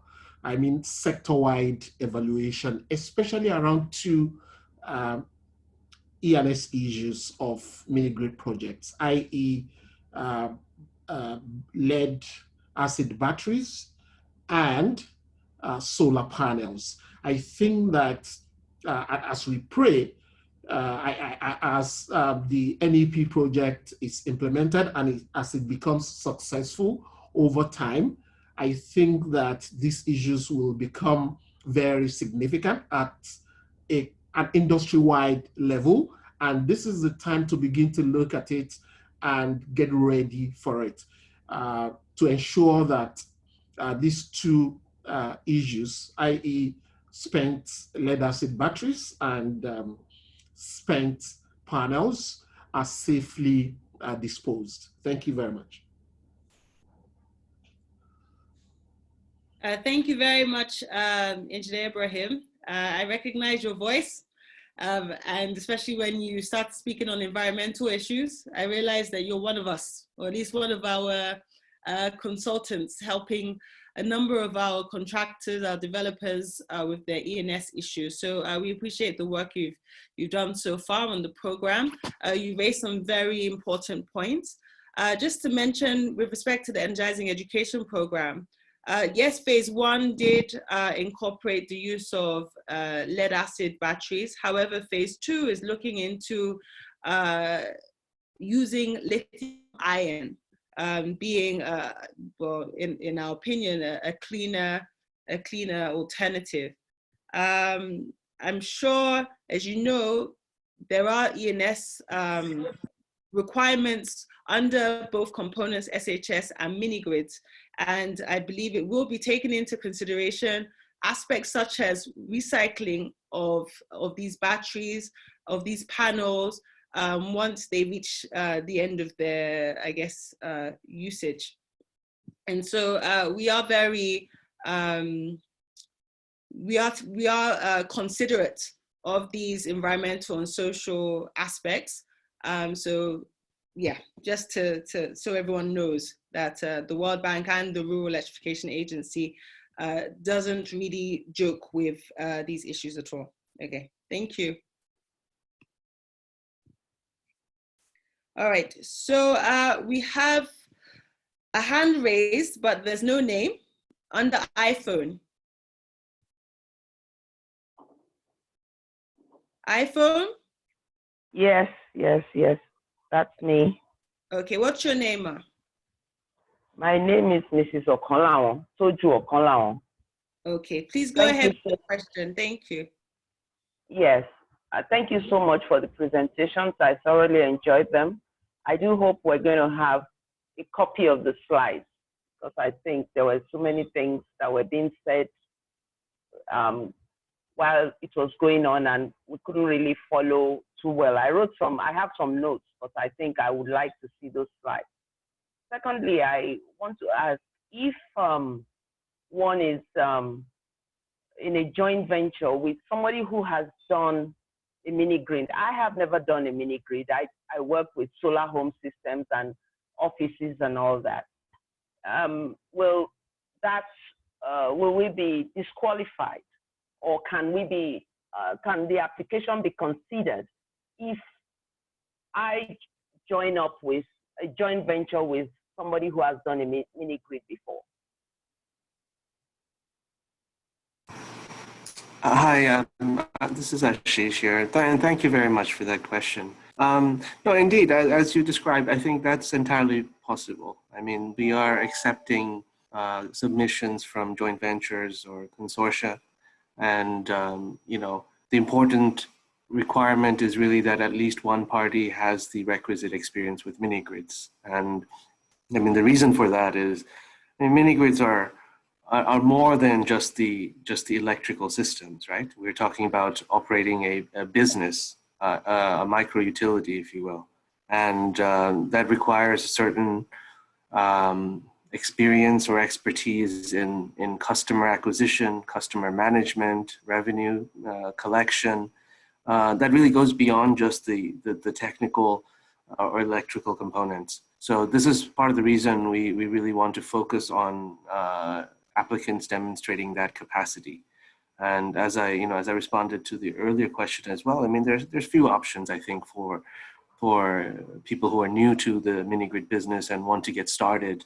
I mean, one is obviously to do 1 or 2 mini-grids without the program, to build a track record, and then you would be able to get qualified. The other option would be to, as you pointed out, to partner up with others that do have the experience. And I think either option would be quite feasible. Thank you. Thank you very much. Thank you. Hello. We've been talking about mini grids. May I just ask a question here? Hello, Anita. Yes, ma'am. Please go ahead. Yes. We talk of mini grids. Now, what is the lowest capacity for a mini grid? Where do we cross from microgrid to mini grid?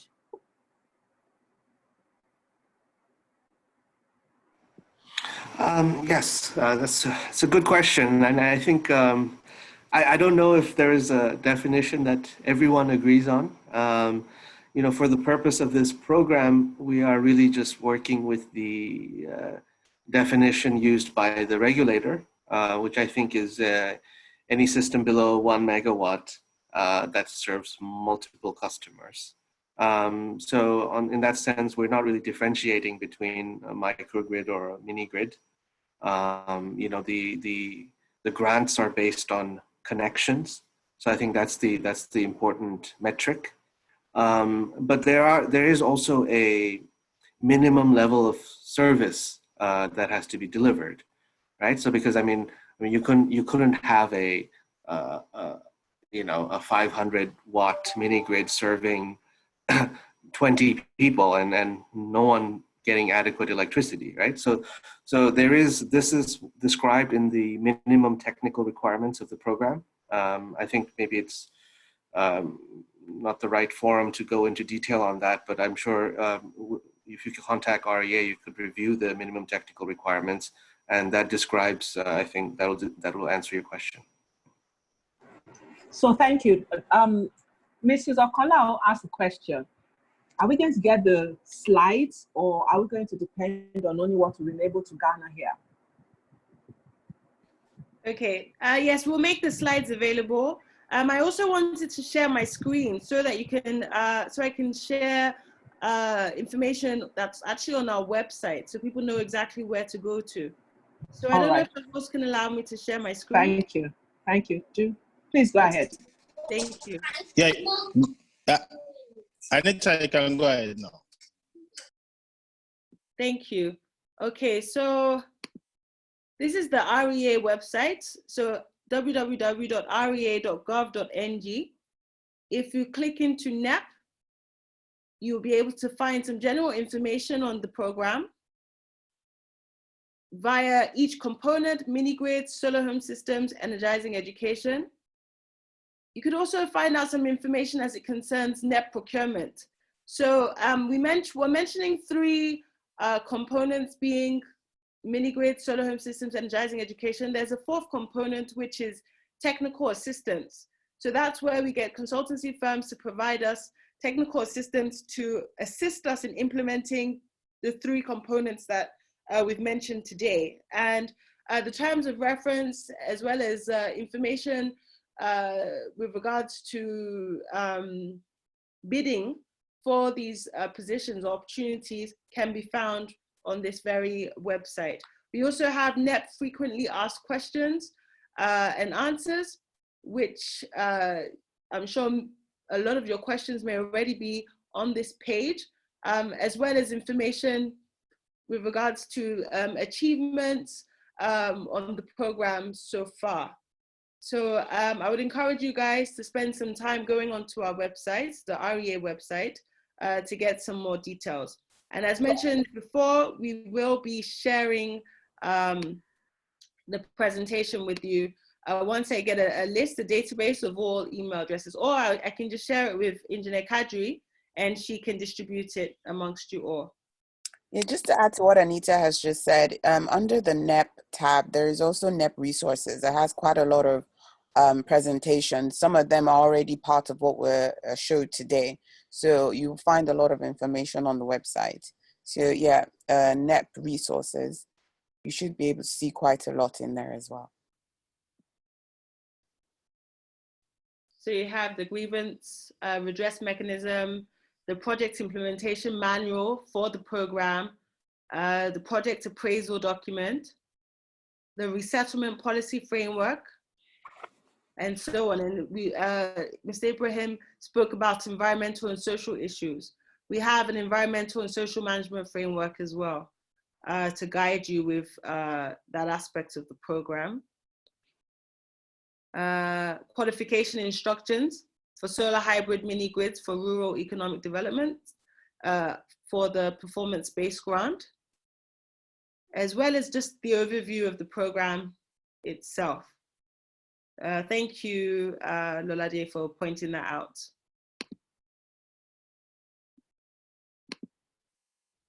Okay, stop share. Okay, so moving on to the next question, we have Engineer M.D. Ibrahim's hand up. Sorry, before he asks his question, there's a message for everyone to please give us their information. You would have received a chat message to please give us your information. So if we're going to be sharing information, we'll need your data. I'm sure you received the message. Please do that. Thank you. Thank you, Anita. Do go ahead. Thank you. So I'm a bit conscious of time. I know that this event is supposed to come to an end by 5 o'clock, and I'm sure other people have other engagements. So if I can ask you all to please limit your questions to one question, and I'll still share my email address and that of my colleagues in case you have any further questions after this session. So Engineer M.D. Ibrahim, please go ahead with your question, sir. Okay, good day. Thank you very much. I would like to appreciate those presenters. They did a very wonderful presentation. And let me just go straight to the point. My concern is about the sustainability. Please, can you be able to shed more light on the sustainability of the project? Thank you very much. Okay, fantastic question. I would answer with regards to the Energizing Education Program. If Suleiman can answer with regards to SHS, and either Lolade or Ashish with regards to mini grids. So under the Energizing Education Program, the third component of the NEP, we actually do have a consultancy firm that's developing a sustainability plan to ensure that these power plants, these projects, which are being built for these federal universities and teaching hospitals, are able to operate for a minimum period of 15 years, between 15 and 20 years. And so they're essentially developing a sustainable governance as well as financial model that they believe will ensure that this project can be self-sufficient, literally pay for itself, and operate at no additional cost to the federal government. So I'll hand over to Suleiman to respond with regards to the sustainability of the SHS component. Okay, thank you. Thank you. Suleiman. Thank you, Anita. Yeah, I'm here. Yes, thank you for that question. I mean, under the SHS, we first of all, the aim of providing this grant is to scale up the market, the deployment of these systems. For this, for you to qualify, like I mentioned in my presentation, your products have to pass through the quality assurance framework. That is, and I've also shared a slide where that shows the sort of minimum kind of performance in terms of hours of electricity supply, depending on the systems you're providing, that you must, your components or products must meet. Also, that is why we also are very, very particular about sort of after sales service and warranties to end users. Also, the fact that we're providing grants doesn't necessarily mean that we are trying to distort the market price for these components, because at the end of the day, the idea is to be able to make the market mature enough for it to, sort of continue by itself to that scale. And yes, regarding the question about the environment, also battery disposal, this is something we're very, very serious about. So yeah, I hope that answers your question. Yeah, thank you. Yes, good afternoon. My name is Lolade. I'll speak on the mini-grid component. So similar to what Suleiman has mentioned, the mini-grid component has very strict eligibility criteria, which we believe, first of all, sets the standard for the type of developers that will be able to, carry on these projects and ensure that they are built to the right standards and can be operated sustainably. Like he said as well, we're providing a grant. It's not the total amount. We're not trying to overly subsidize the cost of building mini grids, even though the aim is to, increase the number of mini grids that are being built in Nigeria, meaning that these companies have to be financially strong enough and have the technical capacity to be able to build and operate mini grids over a long period of time, and hopefully, well beyond the tenure or the period of this program. So that is why we want to ensure that we have the right sort of developers that are not just in it just because this is a program that has come now, but are very keen to carry on, have been in the game for a while, or those that are coming in with the right experience that can carry on developing their mini grids and providing electricity to customers around the country for a foreseeable future. Okay, thank you, Lolade. Thank you, Suleiman. I hope that answers your question. Thank you. Okay, I thought I saw, hello. We have two more hands up. Yes, I thought I saw Engineer Fulola Ojelade with her hands up. I'm going in order in terms of who put up their hand first. I would like. Yes, I wanted to say something quickly. Okay. You requested for people to send in their details. You are supposed to fill the Google form, not send it in on the chat. Yes, there's a Google form. There's a link, a Google form that was sent. Click that link and fill your details there. If you send it in the chat, you may lose it. Thank you very much, Engineer Ojelade. Yeah. Thank you. That's my president of the Association of Professional Men Engineers of Nigeria. So she had fantastic. To speak. Thank you. Fantastic. Thank you very much for that.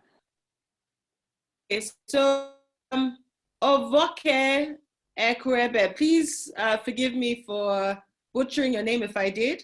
Ovoke? Okay, hi. Thank you. Thank you very much. You did fine by the name. It's okay.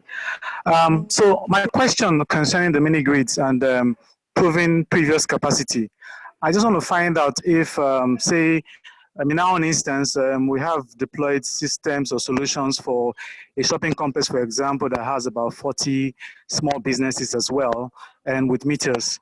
They're not connected to the grid, but they are within a grid vicinity. So would you consider that as a proof or an evidence of being able to set up a mini grid, as it were, and run it, even though it's not in an off-grid community?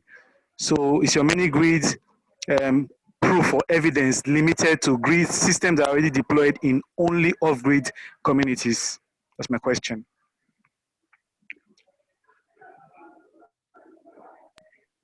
Okay, Ashish, are you still on time? Yes, hi Anita. Yes, I am.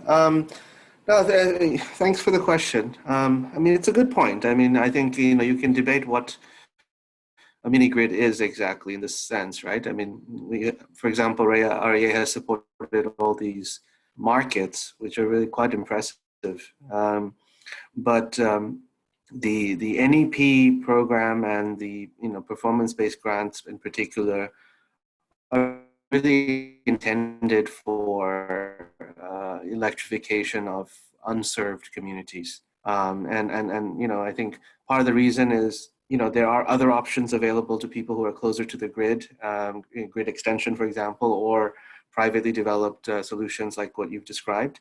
The other issue is that, I think perhaps an urban mini grid or system like what you've described, or markets, slightly different from rural mini grids, particularly in terms of the customer profile and the level of consumption you see from households, which tend to be relatively low. So the sort of economics are quite different. The collection processes are quite different. Perhaps systems like what you described really don't even require any sort of public support because the customers are able to afford the cost reflective tariffs. I don't know if that's true, but in a lot of cases they are. So in that sense, I mean, we do feel that there is a unique expertise developed by serving rural communities, and so that is what we're looking for. Just to add to what Ashish had mentioned as well, we in the documents that we will share with you, we have sort of a criteria of what constitutes a mini grid in terms of experience, and obviously you'll have, aside from obviously building the power system, you'd have to have had some experience putting up a distribution network and metering and so on and so forth. So a lot of, when you have the combination of that experience together, then that will sort of support towards, you know, your application. But that's just in addition to what Ashish had mentioned. Thanks a lot, and that's a good point. I think the main distinction here is that maybe the program is not looking for EPC contractors, right? I mean, the party that the program is looking for is an investor and a developer or an operator.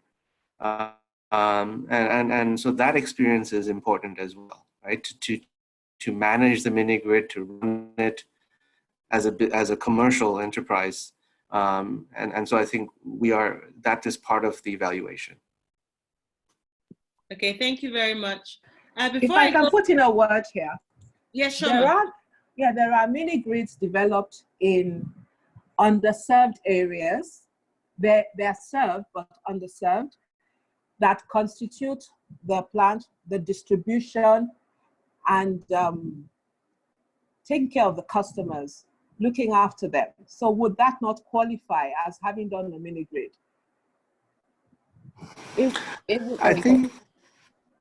I think it sounds like it would, but I mean, I think this is something we'd have to look at on a case-by-case basis. I think it should. I think it should qualify.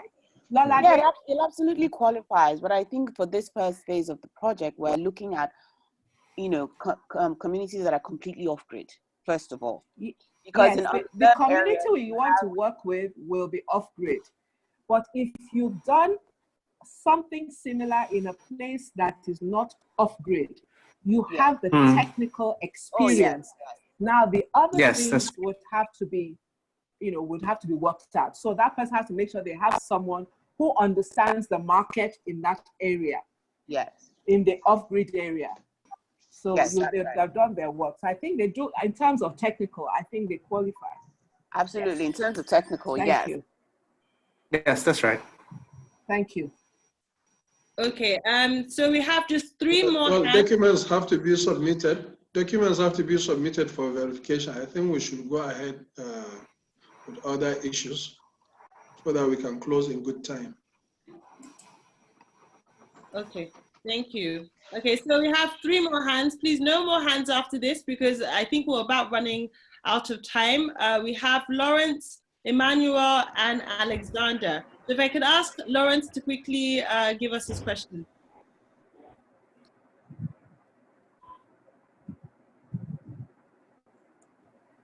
Next person. Emmanuel? Okay, I think what I wanted to ask was the Google form link, because I didn't see that on your website, but I think somebody just sent it now. Yes, we sent it now. We sent it now. So please just click on it. Okay, great. Okay, I wish it could be resent. I can't really find it. Okay. No, just go up the chats. You'll find it. Okay. All right. Chats remain. They don't go away. So just follow the chats and find it. It's Thank you. right. Next question, please. We're really running out of time. Okay. Before we go to the next question, I have my colleague, Professor Michael Okol, who is responsible for the environmental and social matters. I just wanted him to quickly give us 1 or 2 words with regards to that. So I'm not sure if I covered it adequately enough. Prof, are you on the call? Yeah, I'm on the call, Anita. Hi. Thanks a lot for the opportunity, and thanks a lot to everybody for turning up with this large number.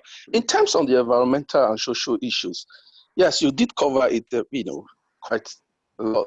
But however, I just wanted to make mention of the fact that yes, we are very, very much particular that lead acid battery, moving on, we are not actually going to be encouraging lead acid battery. And to actually state as well that we are, working closely with NESDRA and to see how to implement EPR, for everything relating to NEP. EPR means extended producer responsibilities. And also to make sure that the Basel Convention are well followed. So in that sense, I mean, we very, very much, on top of the E&S issue as it relates to NEP. Thank you, Anita. Okay, thank you, sir. Okay, so Caroline, please.